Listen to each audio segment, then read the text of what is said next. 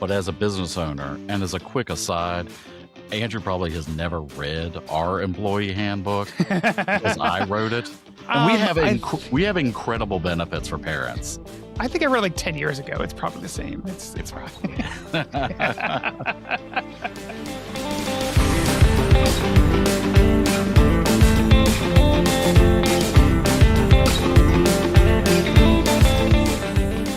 Hey everyone, I'm Mike. And I'm Andrew. And we're the Midlife Guys. So, this is our final episode on the topic of financial well-being for midlifers. And today we're going to focus on the emerging trend that is the sandwich generation. This is the group of individuals who are aged 40 to 55 who are taking care of both their children and their parents. Now, we've talked about the sandwich generation in a previous episode, but today we're going to look at it more through a financial well-being lens. So according to an August 2025 article in Harvard Business Review, for the first time in U.S. history, the number of working adults providing care to an older adult, around 23 million people, has surpassed the number of working adults who care for preschool children, only 21 million. So, this reality is having a significant financial impact on midlifers, especially women. More and more midlifers are falling behind on employment opportunities, raises, and retirement benefits because they're having to juggle both caring for their children and their parents. Now, before we dive in, I do want to make it clear that caregiving is a critically important role in society, not just here in the United States, but everywhere across the world. Those who care for a family member or a friend are doing extraordinary work. The purpose of this episode is merely to highlight what midlifers can do to protect themselves and their financial well-being as a caregiver. The fact of the matter is, more and more of us are going to fall into this role, and we need to prepare ourselves for that reality. Andrew, you ready to dive in? I am, and I agree with you that caregiving is incredibly important, and I think we should recognize it. Although I was waiting for some sort of joke or comment, Mike, about the needy boomers. Now that we have more people taking care of their parents than their kids, that's kind of a wild stat, actually. Yeah, you are just judging me. You are judging me.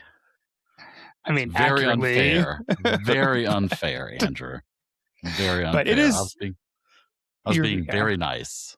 You were. You should be applauded for that. But no, I do think it is really startling, though, to think about the fact that it's kind of flipped a little bit in terms of the number of people who care for parents versus kids, and really the fact that we do feel kind of stuck between both of those generations. And it is important to care for family and loved ones, but it definitely takes its toll, which I'm sure we're going to talk about a little bit. Yes. So let's start off this conversation with the numbers. According to the Pew Research Center, sandwich generation caregivers are spending around $10,000 and 1,300 hours each year on caring for children and parents. So this number, this $10,000 number, is outside of the normal fees associated with things like daycare or caregiving services. These are the out-of-pocket expenses for things like gas and buying medications and lost wages from a job. It's a staggering number, and economists expect that number to rise as more and more boomers continue to age. This presents a very unique challenge for midlifers who are in their prime wage earning years. They have to figure out a balance between caregiving for their loved ones and maintaining a healthy employment situation. Now, one of the biggest opportunities for help is one that apparently most midlifers are not taking advantage of. It's friends and family. The data goes on to say that 65% of American men and women in their 40s are afraid to ask friends and family members to help with caregiving responsibilities because they think it will cause conflict. Y'all need to grow the Hmm. fuck up. However, the data illustrates that those friends and family members are overwhelmingly supportive of caregiving as their schedule allows. So, this is a breakdown in communication, really. The key here is to start small and ask for very specific tasks. Like, would you mind checking in on my mother at 11 a.m. and 2 p.m.? Something like that, just to make sure she's okay. Would you mind waiting for my son at the bus stop and seeing that he gets back to our house safely? Those aren't big asks for a neighbor or a friend. These small types of requests are manageable and they're very clear. That's where people have to start. So, Andrew, your thoughts? Well, I think first off, those numbers you mentioned in the beginning, was it $10,000 a year you said was like out of pocket Yes. and 1,300 hours? That is just wild to me. And the fact that it's going to keep growing really, I think, maybe highlights the importance of having this conversation or thinking about how do we better manage caring for others in our lives. So I was really kind of blown away by those. Secondly, I am very much in the group of people who need to learn how to ask for help. So I can relate to that completely. I think Yes, you you kind of, are. I You're am, I terrible. 100% will admit it. I am not good at asking for help. It's something that never been good about asking for. But I think a lot of people are in the same boat and we think about it, or at least I think about it, and I'm trying to change my mindset on this as like asking for help is sort of putting a burden on somebody else when I don't think that's actually the right way to look at it, especially if we're going to ask someone to do something that's very small or specific or clear, some of the things that you had outlined. And the way that I've been trying to reframe it for myself has been, asking someone to do something that they're very capable of doing, that in all likelihood, they probably would be happy to do anyway. So it's not putting a burden on them by asking for the help. It's, working together as a community. And likewise, when people ask me for favors, I'm almost always happy to help out where I can. So just thinking that, if that's how I will take on a request for help, it should be okay for me to ask somebody else. They're probably going to react the same way. So I think that is an important kind of mindset shift that I think lots of midlifers, or at least people like me, need to be thinking through. Another thing that I think has been a theme through these past couple of episodes, and certainly you touched on it in the beginning here, Mike, is just the importance of communication. Again, talking about this stuff. Like, it's okay to ask for help. That's another, I think, mindset a lot of us have, is that we should be able to do everything ourselves or take on the whole world. And it's like, no, we need one another. It's okay to ask for help, and it's a necessary part of being human, and really being part of a community is like leaning on people around you, whether that is family or friends or neighbors. So I'm going to try to do a better job at it. I hope others will try as well to ask for help. It is important. And one other way that I found that I was trying to think about, how can I do better for asking for help, and this is especially true with kids, I think, too, is thinking about how you can sort of like trade helping out other people. So, um, my kids, and I think this is true for lots, have the most like random days off that I don't fully understand. And we're not talking about holidays. It's just like a random Wednesday. We're not going to have school. Why? Why is that happening? But what what we've done in that situation is some of my kids' friends, like, we'll talk to their parents and be like, hey, if one of us can watch a group of kids on one of the days that they have off, can somebody else step up and watch them on another day that they have off? So I'm not trying to figure out how do I juggle multiple days of work, but rather it's just like one day and we'll kind of trade that help with one another. So that's, I think, another way to look at it, is how can we really be there for each other and know that it's okay to ask for that help. All good points. I appreciate that. And Yeah. yeah, I mean, to your point, it does take a village. It's very much, it takes a village approach. Um, and I think this is an excellent way that will bring family members and friends closer to one another if we are communicating with them and if we are asking for help. I'm a big history person, and this is, historically speaking, this was what was done in the past. I don't know why all of a Yeah. sudden that's broken down, but here we are. So I know a lot of people who caregive in a variety of different ways. Not some big ways, some very small ways. It really depends on the age of the kids. It depends on the age of the parents and their any health conditions. We've got some friends of ours who have a sister-in-law who works from home, so she picks up the kids from school and lets them do their homework at their house until their parents come to pick them up. We have another friend who's retired, and she goes in and checks with some of her elderly neighbors and helps them with tasks around the house. So, these are small gestures that can mean the world to parents, or adult parents. And so it's Yeah. important that we clearly communicate how someone can care give in a meaningful way through small tasks. Because the fact of the matter is, especially for kids, little kids, after school programming is fucking outrageously expensive. Tell me about it. I say that I'm not even a parent, and I look at some of these costs. I'm like, what the hell are you doing charging this for babysitting, essentially? Um, it's also expensive to hire a caregiver to Yeah. come to a parent's house all day to make sure they're okay. So, it's it's up to midlifers to figure out how friends and family can help mitigate these huge vacuums of money, because 9 times out of 10 it's just not needed. So bringing yet again bringing friends and family to the table is a great way in which you can strengthen the bond between one another and ease that caregiving burden.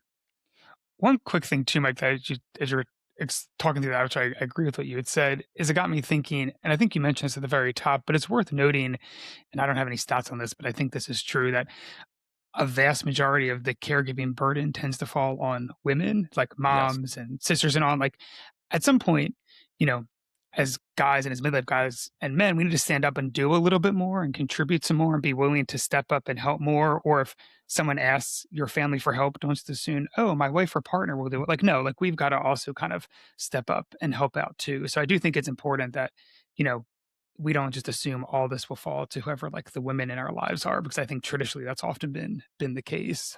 That is very true, and I'm glad that you emphasize that point, because men do need to step up with the Yeah. caregiving roles. All right. So now I want to discuss the parent side of things, our parents' side of things, the old folks. So, depending on your parents' age, there are actually a lot of free resources that midlifers can tap into so that their parents can receive the care or even just socialization that they need and are looking for. For example, every state in the US is required to have a Department of Aging Services. Sometimes these departments are grouped together with disability services or another, department, but they all have aging services. See, these departments manage local organizations across the state that can help with transportation to and from doctor's appointments, transportation to the grocery store, whatever. They also offer free social clubs, spaces during the day where older individuals can meet new friends. Some do offer spaces for care depending on that person's ability. Um, but I know what a lot of folks, a lot of listeners might be thinking is that they see these services nothing more than senior living centers or senior centers. Well, they are, but these organizations are designed to create an environment that fits a person's age and ability. They're no different than other social clubs in many ways. For example, if your parent can drive and they're not limited by their mobility, they can make friends in one of these senior organizations and take people out to lunch or, go to a baseball game, whatever. And again, it's not you go to one of these places and then you're trapped there like You're like an locked in. assisted You're locked like, in like an assisted living facility or something. you know what it reminds me Um, of is Happy Gilmore. Have you seen the movie when they have to put oh grandma and yes. like that's not Yes. what it is. These places are No, it is like yeah. not. So don't think of Yeah. it that way. Yeah. But that's what I know. I know that's what midlifers think. Yes, I, 100%. Yeah. so I'm sure that's what many of our parents think too. It's like, Yeah. oh, they True. lock you in they'll close the doors and you're stuck there forever. Yeah. No, that's not what these things are. um, and a lot of counties and cities also offer these types of programs. Where I live, they have a ton of programming for seniors. Um, the purpose of all of these things: keep seniors socially active, create a framework where they can continue to thrive, can continue to get exercise. It's like a walking club at one of the parks nearby for seniors. Um, but the real important part of all of this is that they're free. They're free.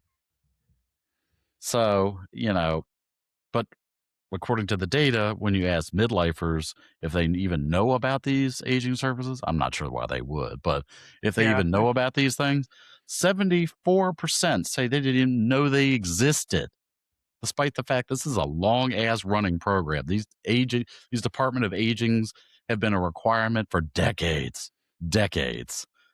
But I'm curious to hear what our listeners think. Would you consider free caregiving resources for your parent run by a state or local agency? What about you, Andrew? Yeah, I mean, I think that as with anything, the devil is a little bit in the details, right? So, I mean, I know a lot of these places aren't like they lock folks away, but I think you obviously want to do some due diligence and research in advance to make sure like it would be a good fit for your parent or whomever an older person in your life. But I think that they're potentially great resources and worth looking at. And I feel like this is our PSA for the week. Like check these things out because I wasn't super familiar with them either. And I think you touched on this a little bit ago, Mike, which is really important. And it's certainly true. We've talked about this a lot related to midlifers, but I think it's true for older adults, for our parents and whatnot. But just that socialization piece, I think, is really critical. And I think we talk about feeling isolated in midlife, but I think that gets even more pronounced probably as you age and you maybe aren't as mobile or you're not out in the workforce as much you might have been otherwise. So I just that socialization part I think is really critical and why it's worth looking at these programs and seeing what sort of opportunities might be in your area. Although I have to admit, when you first brought up the older folks before we talked about these programs, my mind went to a slightly darker place. So we'll see if this is worth throwing out there or not. You can laugh at me. And the reason that got my mind went to where I'm about to go is because I've had these conversations recently with some other midlifers. But I thought you were going to talk about wills and end of life planning for our parents and older adults, because I think that is another issue that is becoming more and more important. And as I mentioned, this has been a topic that some of my midlife friends and I have talked about more. In fact, my parents and I have even talked about this a little bit, or they talked about it with my siblings and me, because we're just getting to that point in life where you need to really seriously consider it. And my wife and I have a couple good friends whose parents literally did no sort of like will or any sort of planning, and it took them 3 and 4 years to like settle everything. And it was incredibly expensive. Going to that point about how much it can cost. It was taxing from just a time standpoint. It was emotionally draining. So I do think it's something else that again goes back to that earlier conversation about communication. It's not a fun topic to talk about, but we're all going to have to deal with it one day. Like none of us are escaping it. So I think it's something that as we think about not just our financial well-being, but just sort of, caring for parents, part of that has to be already having a conversation around like, what does the end of life look like? What do they want to do with their stuff or what do they want to happen sort of as they get to that point? So I just think it's worth throwing that up there as something else that we need to be talking about and considering. And it's certainly something I think we midlifers need to think about for ourselves too. But anyway, that was Absolutely. my dark turn there as you were went to the more positive part of the No, I mean, aging. I think that's great that you had that conversation with your parents. For anybody who's listened to us for a while, I did talk to my parents about all the shit that they had and they need to get rid of. And they are starting to get rid of a lot of stuff, which I'm very Oh, happy. are they? Oh, I good. know. I'm very Nice. excited about that. And I know they have wills and I know they have their end of life plans. But then Yeah. they'll sit there and spring on me like, "Oh, well, we're only gonna leave this house, feet first." And I'm like, "A 5,000 square foot house? You out of your fucking mind. That ain't gonna happen. You'll be shuffling around. People couldn't find you for days." They'll get Like, lost in a part of it I and not know, be able to, like, get back let's out. plan a little bit better. So I'll clearly need to bring that up a little bit more. Um, But it is a good but example that talking about this does have an impact, right? Maybe it's not immediate, but having these conversations hopefully gets everyone thinking, and that will eventually lead to some sort of action. So I hope good so, because job. good That's God. good. Yeah. Yeah, Yeah. I was sitting there looking at these boxes that they had put together. I was like, "Where what the fuck was this shit doing here in the first place?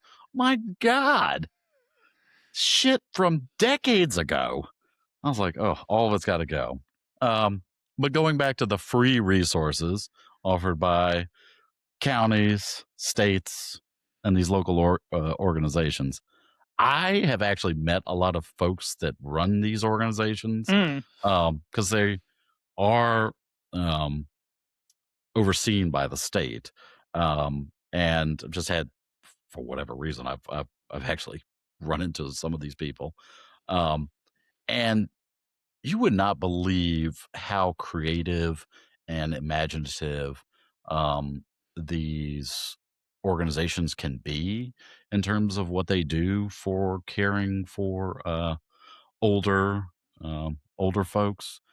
They have dozens and dozens of resources, activities, social gatherings, um, all kinds of stuff. Yet again, it's you're not going to a assisted living community. You're not going to a memory care community. Right. It's these are all things that they're just facilitating. If you want to come, go for it. If you don't, all right. Um, but all of this depends on the age and mobility and awareness of the parent. Um, my parents specifically are in their lower 70s, so they're pretty mobile, too mobile, if you ask me. Um, You want to lock them up. Is that what you're saying? I don't want to lock them up, but No, I'm they kidding. need to calm down. And my dad does participate in like this social club, and he goes to work out, and he's made some good friends from that. Um, and it's something that he enjoys doing because, he was so used to going into an office for Yeah. decades. So when that stopped, he kind of became a bitch, to tell you the truth. I know a lot of people do have that hard time transitioning into retirement, but whatever. So these types of activities and social interactions, they're just great. They're a great way for people to stay active, and to enhance um, enhance and thrive in their older age. All right. So the final thing I want to talk about is prioritizing caregiving as a parent. One of the big ways to spend more quality time with your kids and to caregive at the same time is to look for flexibility with your employer. Right now, 56% of employers in the US are offering some sort of a child care benefit. That may be flexible work hours, subsidized daycare, on site daycare. That's become very popular. Hmm. Um, However, according to many child care advocate groups, only about 40% of employees even know that these benefits exist. Guys, read the fucking Ask about them. Yeah. read the fucking employee handbook. HR it spends all this time putting these books, these employee handbooks together. They don't do much more than that because that's what HR does, not much. That's a whole nother topic. We I won't mean, get yeah, into you're that. getting way off topic. Despite the fact that, the employment market has remained volatile, midlifers, have access to these things, and they continue to make great strides in getting their employers to offer more opportunities for childcare. So, but it's up to the employees to ask for them. What do you think, Andrew? What role does the employer play? I would think that it plays a role. I would echo you in that I think that you should ask about it and look at what is available because I bet a lot of us have access to benefits that we might not even know about. And I mean, they're there, so might as well use them. I mean, I can speak to this from a personal example. So, my wife's employer, which is a pretty large corporation, um, one of the reasons she's stayed there for as long as she has is because they have incredible childcare benefits. When our kids were really young and before they were in school, we had all these through her, all these incredible daycare benefits where we had priority access to a really good daycare that was close to our house and was right near where she worked. We had extended hours at that daycare, which lots of parents of little kids know can be really helpful in case you're running late to go pick them up.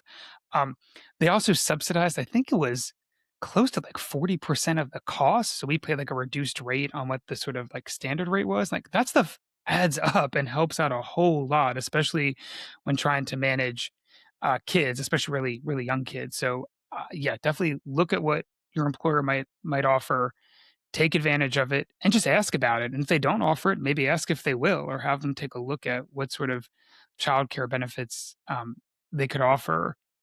But I think in addition to sort of traditional childcare benefits, I've always been a big fan of the idea of flexible scheduling and kind of being able to adjust your schedule to kind of meet your current life situation. And for parents, that means having kids. So I get this doesn't work for everybody, right?